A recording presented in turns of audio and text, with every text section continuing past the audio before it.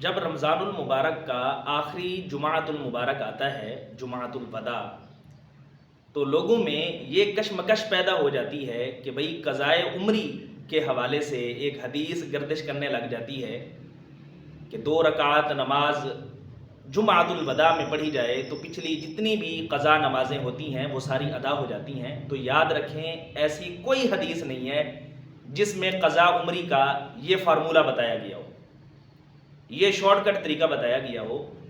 ہم مسلمانوں میں عموماً یہ بات پائی جاتی ہے کہ ہم شارٹ کٹ کے چکر میں ہوتے ہیں، کسی نہ کسی طریقے سے ہمیں شارٹ کٹ میں جنت مل جائے، کسی نہ کسی طریقے سے ہمیں جو عبادات ہمارے اوپر فرض ہیں وہ شارٹ کٹ میں ہم بخشوا لیں۔ ایسا نہیں ہوتا۔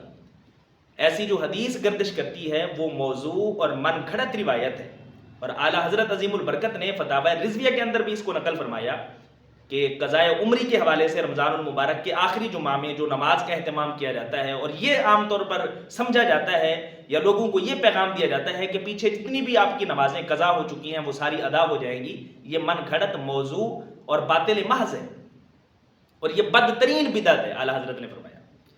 تو یہ ایسی کوئی روایت نہیں ہے۔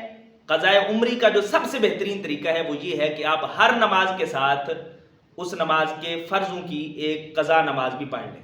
ہر نماز کے ساتھ فجر کی نماز ادا پڑھ رہے ہیں تو 2 رکعت نماز فرض قضا بھی پڑھ لیں ساتھ، ہر نماز کے ساتھ ایک ادا ہو جائے گی اور ایک قضا پڑھتے جائیں۔ یہ سب سے بہترین طریقہ ہے قضا نماز پڑھنے کا۔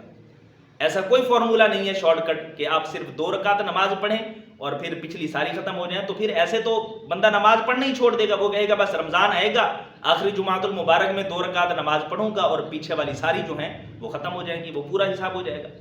تو برائے مہربانی ایسی من گھڑت اور موضوع روایتوں کو آگے نہ پھیلایا کریں اور نہ ہی ان کے اوپر عمل کیا کریں۔ نبی کریم صلی اللہ علیہ وآلہ وسلم کا فرمان مقدس ہے، من کذب علی متعمدا فلیتبوأ مقعدہ من النار۔ جس بندے نے ایک لفظ بھی جھوٹ کی نسبت میری طرف کی، گویا کہ اس نے اپنا ٹھکانہ جہنم میں بنایا۔ تو خدا را پرہیز کیا کریں ایسی باتوں کو شیئر کرنے میں۔ اگر کسی بات میں ڈاؤٹ ہو تو پوچھ لیا کریں، اہل علم سے رہنمائی لے لیا کریں کہ واقعی ہی ایسی کوئی حدیث ہے ذخیرہ حدیث میں یا لوگوں کی پھیلائی ہوئی بات ہے۔